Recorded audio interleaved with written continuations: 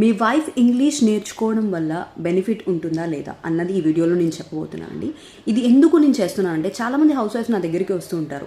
అయితే వాళ్ళకి నేర్చుకోవాలని ఉంటుంది, మ్యామ్ నాకు చాలా ఇష్టం నేర్చుకోవాలని కోరుకుంది, కానీ మా హస్బెండ్ ఇప్పుడు ఒప్పుకోరు మ్యామ్, ఎందుకు ఇదంతా తర్వాత చూసుకోవచ్చులే అని చెప్పి, ఎందుకు ఈ ఎక్స్పెన్స్ అని చెప్పి వాళ్ళని ఎంకరేజ్ చేయరని చెప్తూ ఉంటారు. సో ఇది నేను మీ అందరికీ చెప్పాలనుకుంటున్నానండి.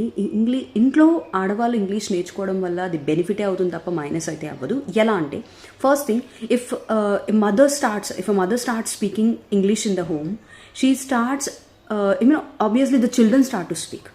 మీ వైఫ్ మాట్లాడడం వల్ల మీ పిల్లలు మాట్లాడడం మొదలు పెడతారు. సో ప్లస్సే కదా, మీ పిల్లలకి మీరు మళ్ళీ ప్రత్యేకించి కోచింగ్ అనేది పెట్టక్కర్లేదు, ఎందుకంటే మదరే ఒక టీచర్ అవుతారు, ఫస్ట్ టీచర్ మదర్ కాబట్టి.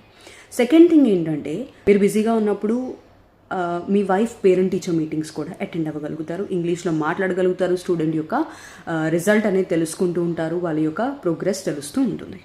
థర్డ్ థింగ్ ఏంటంటే, మీరు ఎక్కడికి తీసుకువెళ్ళినా మీరు మాట్లాడగలుగుతారు, మీ పిల్లలు ఇంగ్లీష్లో మాట్లాడగలుగుతారు, మీ వైఫ్ కూడా ఇంగ్లీష్లో మాట్లాడగలుగుతారు. So that is gonna give you huge respect in the society.